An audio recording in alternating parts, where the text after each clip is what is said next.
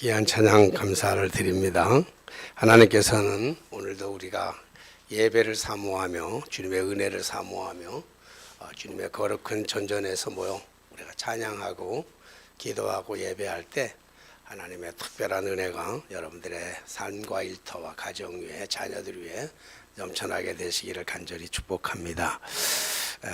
우리가 특별히 이게 주일날 주님의 전에 모여서 예배하는 이유는 우리의 삶의 평상시에도 하나님께서 우리에게 은혜와 축복을 주시기도 하지만 특별히 예배하는 자를 하나님께서도 기뻐하시고 예배하는 자들에게 하나님의 갑절의 은혜가 임하게 될 줄로 믿습니다. 신령과 진정으로 드리는 이 예배가 하나님 앞에 상달되고 하나님께서 부어주시는 하늘의 신령한 것들의 복과 이 땅의 기름진 복들이 우리 삶의 터전 위에 넘쳐날 줄로 믿습니다.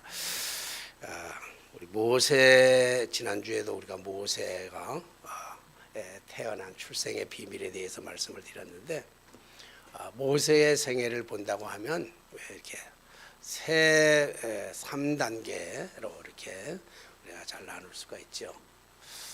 모세는 태어나자마자 3개월 부모님 품에 있다가 그리고 원치는 않았지만 부득불한 이유로 버림을 받게 되었습니다.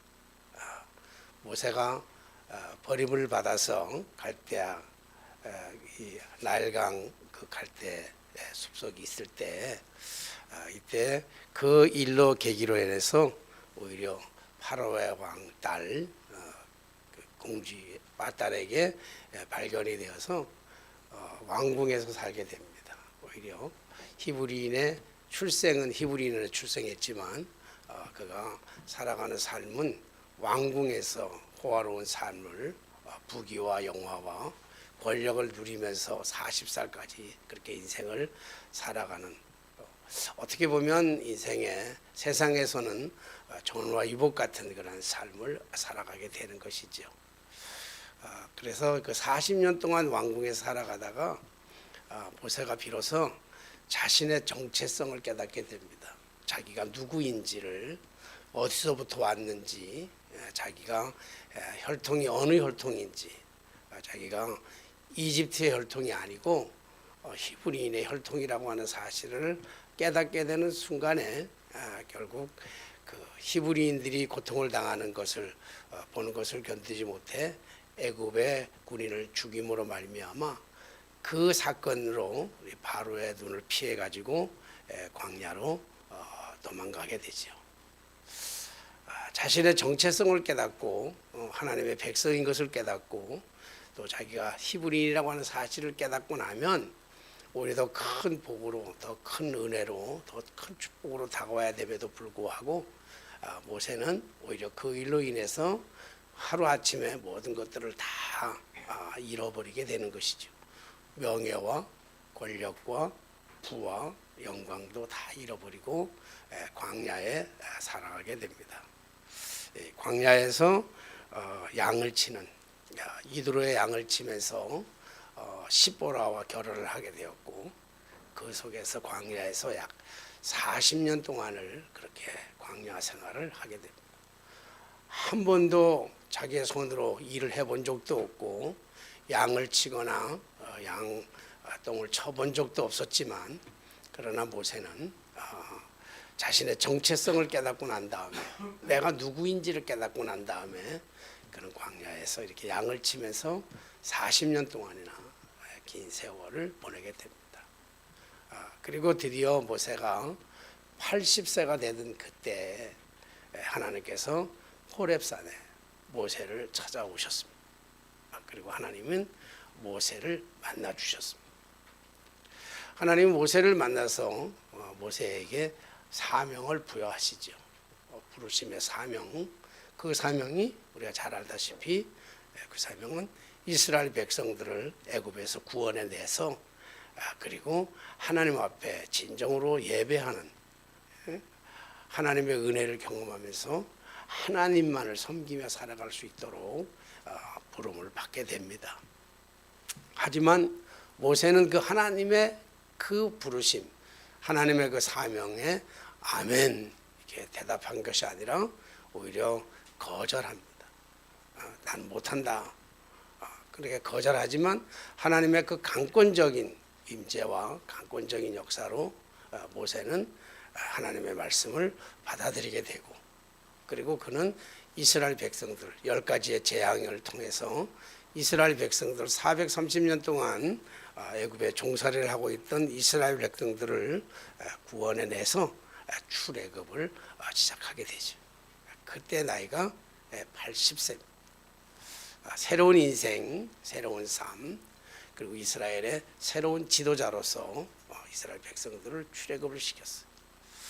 하나님의 부르심을 받고 하나님의 사명을 가지고 하나님의 명령을 따라서 그렇게 살아간다고 한다면 그의 앞날에 탄탄대로 행복, 그리고 행복의 양탄자가 깔려 있어야만 당연함에도 불구하고 그렇지를 못하지요.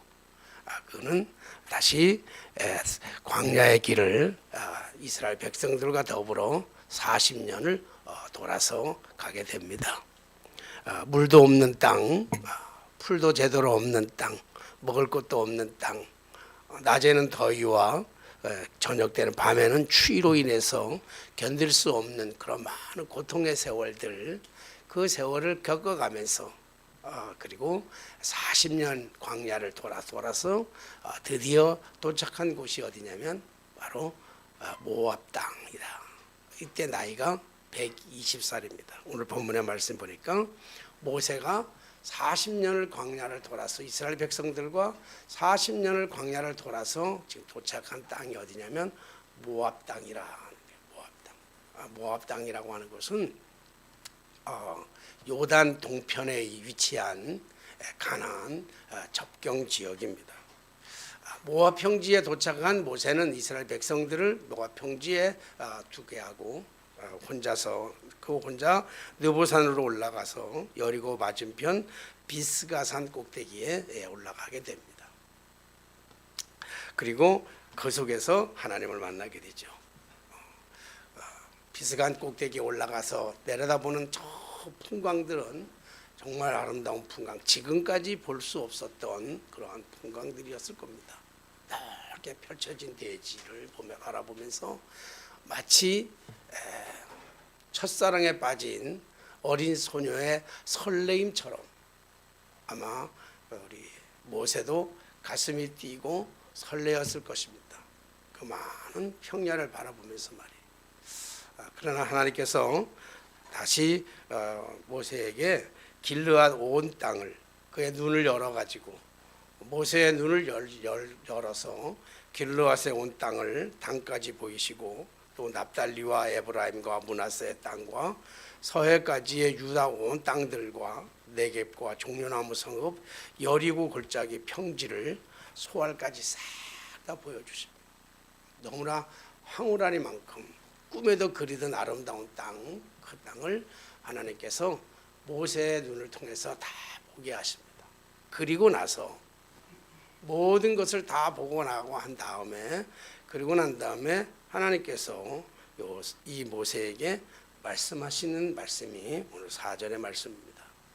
여호와께서 그에게 이르시되 이는 내가 아브라함과 이삭과 야곱에게 맹세하여 그의 후손에게 주리라는 땅이다. 약속하신 땅, 아브라함을 부르셔서 아브라함과 이삭과 야곱에게 맹세하신 그 땅, 그 땅이 어느 땅입니까? 가나안 땅, 젖과 꿀이 흐르는 가나안 땅. 이 모든 땅들을 하나님께서 모세에게 다 보여주셨습니다. 모세는 가슴이 벅찼고 가슴이 뛰었고 흥분되었을 겁니다. 그런데 하나님께서 곧바로 말씀하시기를 내가 내 눈으로 보게 하였거니와, 모세가 지금 모든 땅을 다 보았는데 그 다음에 너는 그리로 건너가지 못하리라. 청천벽력 같은 말씀을 모세에게 하나님이 들려주십니다. 지금까지 어떻게 살아왔는데, 모세가 그 살아온 삶의 여정, 특별히 80에 하나님의 부르심을 받고 사명을 가지고 이스라엘 백성들을 출애굽시킨 다음에 홍해를 건너서 그리고 광야에 40년 동안 살아갔던 그의 삶은 정말 처참한 삶이었습니다. 고난의 연속이었습니다. 시련의 연속이었고 아픔의 연속이었습니다. 게다가 이스라엘 백성들은 틈만 나게 되면 하나님을 원망하고 모세를 원망했습니다. 물이 없으면 물이 없다고 원망하고 먹을 것이 없으면 먹을 것이 없다고 원망했습니다. 물이 없다고 원망할 때 반석에서 물이 나서 그들은 샘물을 먹을 수 있었고, 먹을 것이 없다고 불평할 때는 하늘에서 만나와 메추라기를 내리셔서 그들이 고기를 실컷 먹게도 만들었습니다. 그럴 때마다 그들은 고기를 먹으면서 또 씹으면서도 얘기합니다. 고기가 없을 때는 애굽의 가마솥을 그리워했고, 그리고 고기를 먹고를 충분히 먹고 났을 때는 또 다시 마늘, 양파 이런 것을 없다고 그들은 불평하고 원망했던 그런 백성들과 더불어 40년 동안을 광야를 헤매면서 편한 삶을 살아가지 못하면서 고난의 길을 걸어갈 수 있었던 그 이유는, 그럼에도 불구하고 모세가 그 모든 것을 참고 견디면서 지금까지 올 수 있었던 그 이유는 단 한 가지였습니다. 그게 뭡니까? 그것은 가나안 땅이라고 하는 새로운 희망, 하나님께서 약속하셨던, 하나님께서 아브라함과 이삭과 야곱에게 주시겠다고 약속하셨던 그 땅, 젖과 꿀이 흐른다는 그 땅이 바로 가나안 땅. 그 땅, 가나안 땅에 들어가기를 위해서 그 40년 동안 모진 고난과 시련과 아픔과 배신과 그 어려움들을 다 감당해내면서 아무리 힘들어도 가나안 땅이라고 하는 희망의 목표를 가지고 지금까지 왔는데, 하나님께서 그 모든 땅들을 다 보여주신 다음에 모세 보고는 너는 그 땅에 들어가지 못하리라. 이런 억울한 일이 어디 있습니까? 이럴 거면 왜 처음부터 불렀습니까? 차라리 저 나일강 강가에 버려졌을 때 그냥 악어밥이 되든지 물에 수장해서 죽든지, 어릴 때 아무것도 모를 때 그냥 죽게 놔두든지,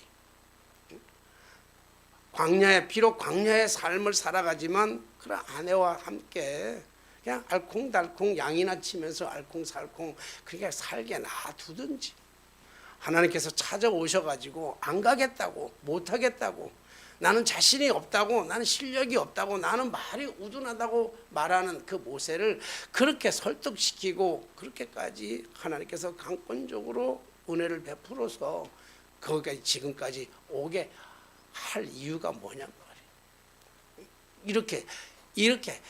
이렇게 하려고, 가나안 땅에 들어가지 못하게 하려고 모세를 이런 고생을, 정말 감당할 수 없을 만큼의 고생을 시켜가지고 여기까지 와가지고 차라리 광야에서 죽게 만들든지.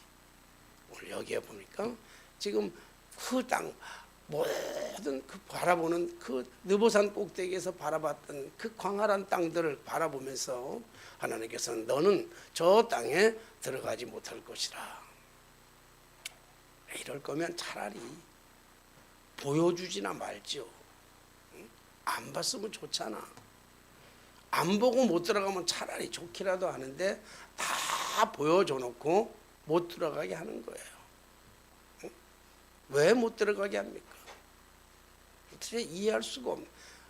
모세는 지난날 모든 삶을 돌아보면서 회상해 볼 때마다 하나님에 대해서 이해할 수가 없는 거예요.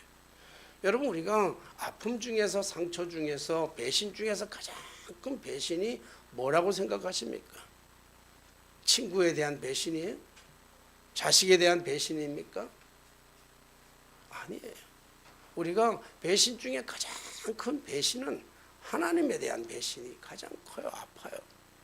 모세가 80세 하나님께서 호렙산에 찾아오셔서 이 어마어마한 사명을 감당하라고 모세를 부르셨을 때 모세가 왜 못한다고 합니까? 왜 안 한다고 합니까? 하나님에 대한 상처가 너무 컸기 때문에 그래요. 애굽에 40년을 살아갈 때 얼마나 행복하게 살아갔습니까? 뭐가 부족했겠습니까? 뭐가 아쉬웠겠습니까? 비단의 이불에 정말 매같이 호화스러운 그 음식에 아무것도 일하지 않아도 늘 편하게 살아갈 수 있는 왕궁 생활, 그 왕궁 생활을 하고 있는 모세에게 하나님께서는 그의 정체성을 가르쳐 주는 거예요. 너는 애굽 사람이 아니고 히브리 사람이라고 하는 그 마음을 심어줬기 때문에 모세는 그것 때문에 이 모든 것을 다 버리고 광야로 갈 수 있었던 거예요. 그러면 광야로 갔을 때 하나님께서 진작에 찾아오셔서 하나님이 모세와 함께 하시며 모세에게 은혜를 베푸시고 모세에게 축복을 주시면 얼마나 좋습니까? 그런데 하나님은 40년 동안, 성경 말씀에 보면 하나님은 40년 동안 모세를 한 번도 찾아온 적이 없습니다. 모세는 혼자 살아가야만 했어요. 인간의 방법을 다 동원하면서 양을 치면서 살아가야 했다고요. 하나님의 은혜를 베풀어 주신 적이 없어요. 그리고 나이가 80이 돼서 이제 황혼의 나이가 다 지고 가는 이때에 하나님께서 찾아오셔서 하나님이 사명을 주시니까 정체성을 주셨을 때 은혜를 주시고 부하게 살아가게 만들었으면 좋겠지만 이제 힘도 없는 이 나이 80에 된 나이에 하나님께서 찾아오셔서 사명을 주니까 하나님은 그동안의 40년의 지나간 세월 동안에 하나님에 대한 원망, 하나님에 대한 아픔, 그래서 하나님을 대해서 이해할 수가 없었던 거예요. 왜 하나님은 왜 이럴 거면 하나님이 왜 나를 애굽 땅에서 왜 빠져나와서 광야에 살게 했냐는 거예요. 그러니까 하나님에 대한 상처가 너무 큰 거예요. 그러니까 하나님이 설득을 시키잖아요. 못한다 그러니까 능력을 주시잖아요. 무슨 능력을 줍니까? 뱀을 던져가지고 그 뱀의 꼬리를 잡으니까 뱀이 지팡이를 던지니까 그 지팡이가 모세가 들고 있던 지팡이를 던지니까 뱀이 됐고 뱀이 꼬리를 잡으니까 다시 지팡이가 되는 그러한 은혜도 주셨고 능력도 주셨고 신비한 것을 체험하게 하시면서까지 모세를 하나님의 종으로 하나님의 사람으로 이스라엘 백성들을 구원한 그러한 지도자로 세우고자 했습니다. 모세가 손을 넣었을 때 그 손이 가슴에 넣었을 때 그 손이 이 문둥병 환자처럼 다 이런 손이 되었다가 다시 꺼내서 다시 집어넣었더니 그리고 손이 어린아이 같이 깨끗한 손을 경험시키는 이런 경험까지도 하나님께서 모세에게 해주었잖아요. 이런 하나님의 그런 거룩한 능력을 보여주셨음에도 불구하고 모세는 못 간다 그러잖아요. 안 간다 그러잖아요. 못 한다 그러잖아요. 왜요? 난 말할 줄 모르는 사람입니다. 이게 물론 여러 가지 의미가 있어요. 40년 동안 이집트의 말을 안 썼기 때문에 어쩌면 다 잊어버렸는지도 몰라요. 40년 동안. 그리고 어떤 신학자들에 의해서 보면 어떤 신학자들은 모세가 정말로 혀가 좀 짧았다고 그랬어요. 혀가 좀 짧아가지고 말을 잘 못한다고 그러기도 했어요. 그러니까 모세는 얼마든지 그럴 만한 핑계도 될 수 있을 수도 있어요. 그런데 하나님이 뭐라고 말씀하십니까? 입술을 만든 이가 누굽니까? 눈을 만든 이가 누구고 심장을 만든 이가 누구냐고요. 그리고 하나님 말씀하세요. 내 형 아론이 있지 않느냐. 그래서 설득시켜가지고 그리고 모세로 하여금 이스라엘 백성들을 데리고 40년 동안 광야를 돌아서 모압 이 평지까지 와게 됐다고요. 다 보여놓고 그 어려운 고난을 다 보여주고 이제 못 간다고 너는 들어갈 수가 없다고 얘기할 때 이 모세의 심정은 어떻겠느냐고요. 얼마나 절망스럽겠냐. 하나님에 대한 상처가 얼마나 컸겠어요. 80에 자기를 호렙산에 찾아왔을 때도 그 아픈 상처가 컸지만 그 상처보다 10갑절, 100갑절 훨씬 더 아픈 상처가 모세는 받을 수 있을 거예요. 그러나 모세는 그 하나님의 말씀에 그대로 다 순종하고 받아들입니다. 어떻게 모세는 순종할 수 있었을까? 오늘 우리가 깨달아야 될 가장 중요한 메시지입니다. 오늘 모세는 도저히 이해할 수 없는 이 하나님의 이 명령, 지금 어떤 삶을 지금까지 살아왔습니까? 어떤 희생의 삶을 살아왔습니까? 그럼에도 불구하고 지금 가나안 땅, 오직 가나안 땅 하나만을 목표를 두고 지금까지 살아왔는데 그 목표가 다 깨어지는 산산이 조각나는 그러한 삶의 현장에서 어떻게 모세는 하나님의 그 말씀에 말도 안 되는, 자기의 생각에는 도저히 이해할 수 없는 모든 것을 다 보여줘 놓고는 이제 들어가지 못한다고 하는 이 하나님의 말씀에 어떻게 복종할 수 있었습니까? 어떻게 이 말씀에 순종할 수 있느냐고요. 사랑하신 성도 여러분, 순종이라고 하는 것은 포기하는 겁니다. 순종이라고 하는 것은요, 순종이란 내려놓는 거예요. 순종이라고 하는 것은 돌이키는 거예요. 내 뜻을 돌이켜서 하나님의 뜻에 따르는 것이 순종이고, 내 것을 포기하는 것이 그게 순종이고, 내 것을 가지고 내 것을 내려놓는 것이 그게 순종인 것이에요. 오늘 모세는 하나님의 말씀에 철저하게 순종합니다. 그렇다면 우리가 어떻게 모세는 하나님의 이 말 같지도 않은, 내가 살아왔던 내 삶의 모든 목표가, 모든 것이 무너지는 이 삶의 자리에서 어떻게 모세는 하나님의 말씀에 순종할 수 있었을까라고 하는 거잖아요. 그는 자기의 모든 것들을 다 내려놔요. 욕심을 다 내려놓는 거랍니다. 가나안 땅에 들어가는 것은 단순히 모세 자신이 자기의 욕심이라고 하는 사실을 알게 되었어요. 뿐만 아니라 여러분, 모세가 가장 내려놓을 수 없었던 것이 뭐냐면, 왜 이스라엘 백성들, 지금까지 자기와 함께 광야를 걸어왔던 모든 백성들은 다 가나안 땅에 들어가게 하면서 왜 자기만을 못 들어가게 하냐고요. 무슨 잘못이 있다고 못 들어가게 하냐고.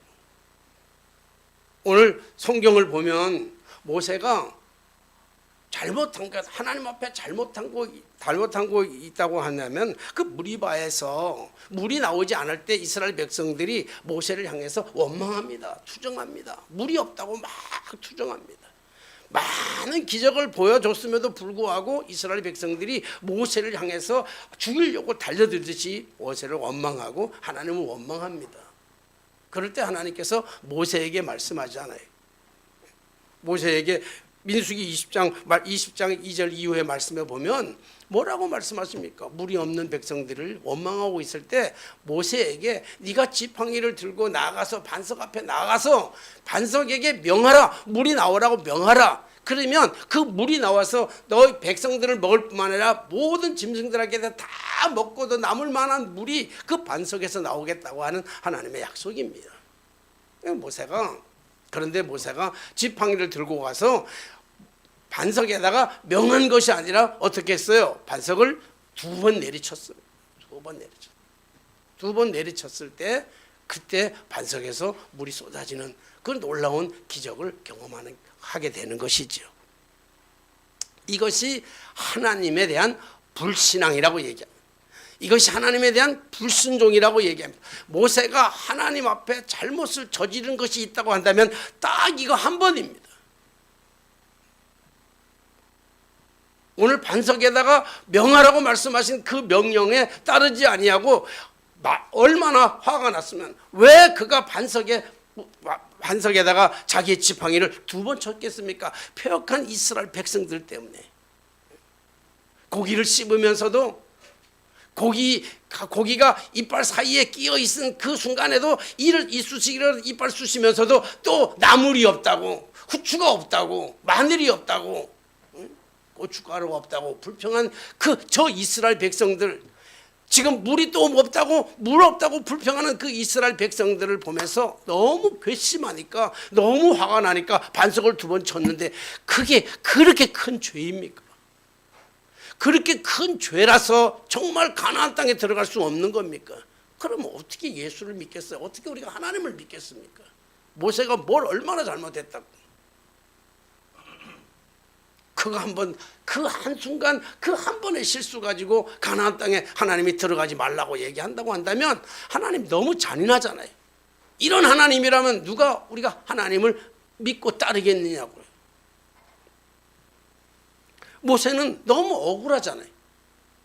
오늘 저 백성들 때문에, 저 패역한 백성들 때문에 나의 모든 것을 다 희생하고 나 버려두고 그리고 그 온갖 수모를 겪으면서 여기까지 왔는데 저 패역한 백성들은 다 들어가는데 내가 반석에다가 지팡이를 2번 내리쳤다고 해서 못 들어가는 것이 얼마나 억울한 겁니까? 사람 다 못 들어가면 덜 억울해요. 그 사람들도 안 들어가고 나도 안 들어가면 덜 억울하다고. 더 억울한 건 뭐냐면 우리가 살아가면서 우리를 힘들게 하는 거는요, 가장 힘들게 하는 건 뭐냐면 비교하는 거예요. 비교의식이 가장 우리를 힘들게 한단 말이에요. 지난 수요일날도 설교하면서 금요일날 설교하면서 말씀드렸습니다. 십자가의 핵심 가치는 연합이라고 얘기했어요. 하나님께서 은혜를 주시더라고요. 연합, 십자가의 핵심 가치는, 십자가에는 사랑도 있고 희생도 있고 용서도 있고 은혜도 있고 구원도 있지만 십자가의 진짜 핵심 가치는 연합이란 말이에요. 하나 되는 거예요.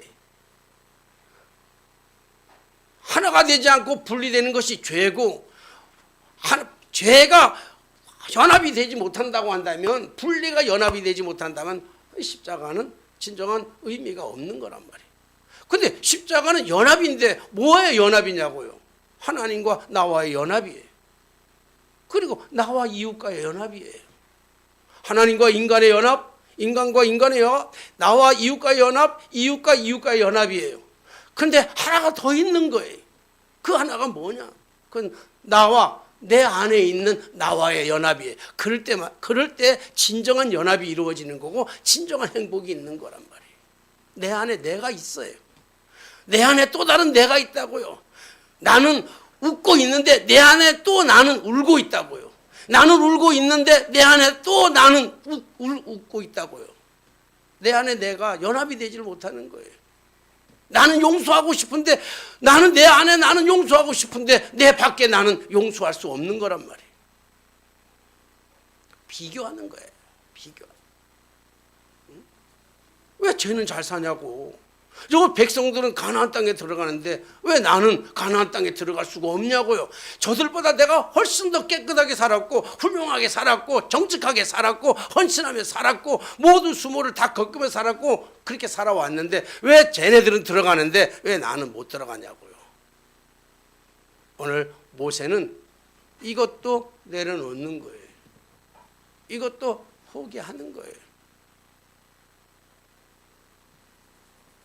이것을 포기할 수 있었던 것은 오늘 모세가 하나님 앞에 절대적으로 순종할 수 있었던 그 모든 영화, 모든 부귀, 모든 기대, 모든 목적을 다 내려놓을 수 있었던 것은 모세는 자기가 자기 자신을 누구보다 더 잘 알고 있었어요. 모세는 본인이 가나안 땅에 들어가지 말아야 할 사실에 대해서 하나님이 왜 너는 가나안 땅에 들어가지 말라고 하는 하나님의 그 깊은 뜻을 깨닫게 되었다는 거예요. 신앙생활이라고 하는 것은 하나님의 뜻이 무엇인지를 깨달아 알아가는 거예요. 그래서 순종이라는 것은 내 뜻과 내 생각과 내 목표를 이루려고 하는 것이 아니라 내 것을 내려놓고 포기하고 하나님의 뜻을 쫓아서 하나님의 방법대로 하나님의 뜻대로 하나님의 그 은혜대로 나아가는 거예요. 내려놓는 거예요. 내 걸 내려놓고 하나님께를 붙잡는 거예요. 왜 하나님께서 가나안 땅에 모세를 들어가지 말라고 했을까? 땅이 좁았기 때문에 그래요? 가나안 땅이 좁기 때문에 그랬을까요? 하나님이 아주 치사하게 당신의 말씀 한 번 불복종한 것 때문에 가나안 땅에 들어가지 못하게 했을까요? 아니었을 거예요. 모세는 그걸 깨달은 거예요. 뭡니까? 모세는 가나안 땅에 들어가면 자기의 위치가 어떨 것인지를 잘 알고 있었기 때문에 그래요. 모세가 가나안 땅에 들어가면 지금까지는 고생하면서 왔지만 가나안에 들어가면 모세는 또 다른 신이 되는 거예요. 모세는 이스라엘 백성들에게 모세는요 또 하나의 신이었단 말이에요. 이스라엘 백성들은 모세가 없으면 아무것도 할 수 없다고 생각했다고요. 홍해를 건널 때도 모세가, 만나와 메추라기를 내릴 때도 모세가, 반석에서 물이 날 때도 모세가 모든 것이 다 모세였어요. 가나안 땅에 들어가도 아마 모세였을 거예요. 모세가 그의 하나님을 대신하는 신의 자리에 우뚝 섰을 거예요. 모세는 자기가 그럴 만한 사람이라고 하는 사실에 대해서 본인이 깨달았기 때문에 그래요. 그래서 모세는 가나안 땅을 포기할 수 있었던 거예요. 하나님의 말씀에 포기할 수 있었던 거예요. 순종이라고 하는 것은 내 뜻을 이루기 위한 내 목적을 이루는 것이 아니라 하나님의 말씀 앞에 내 것을 내려놓는 거예요. 포기하는 거예요. 가나안 땅, 젖과 꿀이 흐르는 가나안 땅. 여러분, 모세가 가나안 땅 하나님의 말씀에 순종하고 가나안 땅에 포기했을 때 하나님은 모세를 어떻게 하셨나요? 인생은 우리 젊은 날에도 잘 살아야 되지만 사는 것도 잘 살아야 돼요. 그러나 제가 많은 목회를 하면서 많은 성도들을 떠나보내면서 보는 그런 경험들을 보면요, 살아갈 때도 잘 살아야 되지만 진짜 죽는 것도 잘 죽어야 되겠구나, 이걸 느꼈어. 우리가 잘 살기 위해서 신앙생활도 하지만 정말 중요한 거는요, 잘 죽어야 되겠다. 노년이 좋아야 돼. 젊은 날도 좋아야 되지만 노년이 훨씬 좋아야 돼.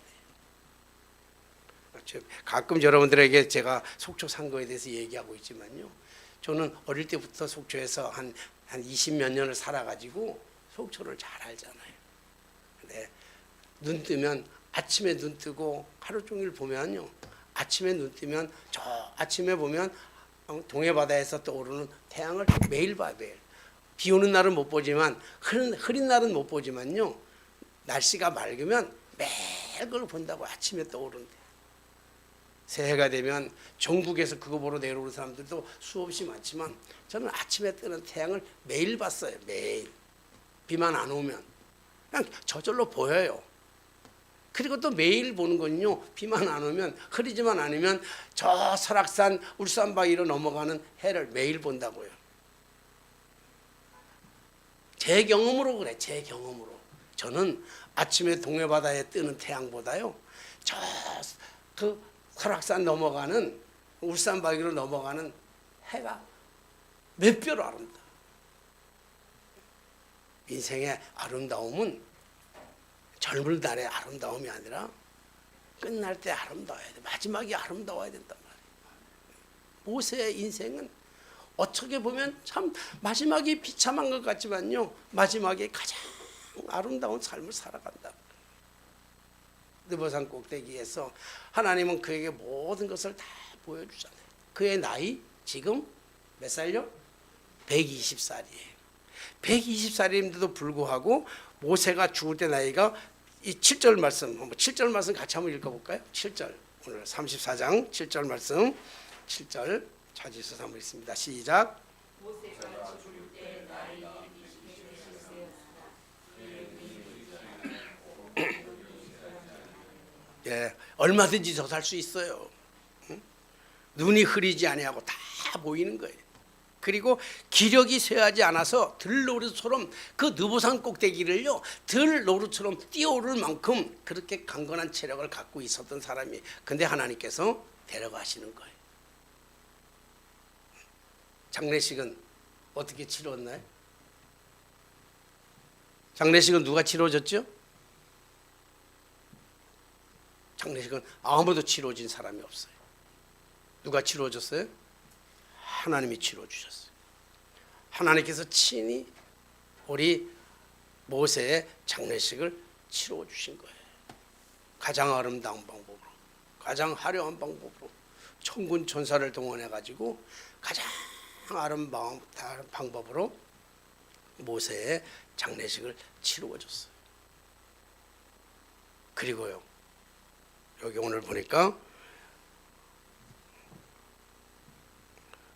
오늘 성경에 보면 이 모세가 죽었는데 뭐가 없어요? 묘지가 없는 거예요. 무덤이 없는 거예요. 성경에 보면 무덤이 없는 사람들이 몇 나와요. 누구지요? 창세기에 보면 누가 묘지가 없죠? 하나님과 동행하던 에녹이 무덤이 없이, 그리고 엘리야가 무덤이 없이, 그리고 모세가 무덤이 없이, 그리고 신약에 와서 누가 무덤이 없이? 예수께서 무덤이 없게 되시고 부활하시는. 그래서 모세를 가리켜서 예수 그리스도의 예표라고 얘기하기도 해요. 사람은, 호랑이는 죽어서 가죽을 남기고 사람은 죽어서 이름을 남긴다고 했어요. 오늘 모세는 이름을 남기고, 그리고 8절의 말씀 우리 한 번만 더 읽어보겠습니다. 8절 말씀, 8절 시작. 이스라엘 자손이 모압 평지에서 모세를 위하여 애곡하는 기간이 끝난다므로 모세를 위하여 30일을 애곡. 네, 모세를 위하여 30일 동안 모세를 기억하면서, 모세를 생각하면서 그들은 모세를 영원히 잊지 못하는. 그래서 이스라엘 백성들에게는, 이스라엘 백성들은 아브라함과 모세와 다윗을 잊을 수가 없는 가장 위대한 인물로 꼽고 있는 거예요. 오늘 모세는 자기가 그렇게 꿈꾸었던, 자기가 희망했던, 자기가 원했던 적과 꿀이 흐르는 가나안 땅을 하나님께서 들어갈 수 없다라고 말씀하실 때 모세는 과감하게 포기했단 말이에요. 그 포기했던, 그 순종할 수 있었던 이유는 다음 세대를 위한, 미래는, 모세는 다음 세대, 미래 세대, 오늘 가나안에 들어가서 이루어야 될 지도력의 새로운 지도자 여호수아를 세우시고, 그리고 모세는 자기 중심적인 삶이 아니라 하나님 중심적인 삶을, 하나님만 바라보고 하나님만 의지하며 살아갈 것을 모세는 믿음으로 순종하고 받아들임으로 말미암아 그 모든 영광, 가나안의 영광을 포기할 수 있었던 거예요. 인생이 마지막이 아름다운 삶을 살아갈 수 있었던 것입니다. 사랑하신 여러분, 순종이란 내 뜻, 내 욕심, 내 욕망, 그것을 포기하는 것이고, 내가 가지고 있는 것을 내려놓을 때 하나님께서는 가장 내 삶의 아름다운 방법으로 나를 인도해 가실 줄로 믿습니다. 믿음으로 승리하시는, 그 믿음으로 잃어버린 것 같지만 더 큰 것을 얻는 축복의 역사가 저와 여러분들의 삶 속에 계속 이어지게 되시기를 주님의 이름으로 간절히 부탁을 드립니다. 기도하겠습니다. 만왕의 왕이 되시며 만주의 주가 되시는 살아계신 하나님 아버지, 주님의 은혜를 생각할 때 진심으로 감사를 드립니다. 우리의 인생이 마치 나의 인생, 나의 주권같이 보이지만 결국 내 인생도 나의 것이 아니라 주님의 것이며 주님의 손에 달려져 있는 것으로 믿습니다. 모세의 그 120년의 생애 한 번도 하나님은 모세와 동행하지 않은 적이 없으시고, 모세와 동행할 때마다 하나님께서 모세를 통해서 하나님의 영광과 하나님의 기적을 경험시켜 주신 줄로 믿습니다. 비록 가나안 땅에 들어가지 못한다 할지라도 하나님께서 모세와 함께 하셨던 것처럼 오늘 우리들과 함께 하셔서 때로는 억울하지만, 때로는 손해보는 것 같지만, 때로는 미치는 것 같지만, 때로는 하나님의 말씀에 정말 이해할 수 없지만 그 하나님의 말씀에 우리가 순종함으로 말미암아 때로는 포기하기도 하고 때로는 내려놓기도 하고, 그래서 하나님의 그 뜻대로 살아갈 때 더 큰 축복, 우리의 인생의 마지막이 다 아름다워지는 인생을 살아갈 수 있도록 우리들을 축복하여 주옵소서. 예수님의 이름으로 기도하옵나이다. 아멘. 찬송.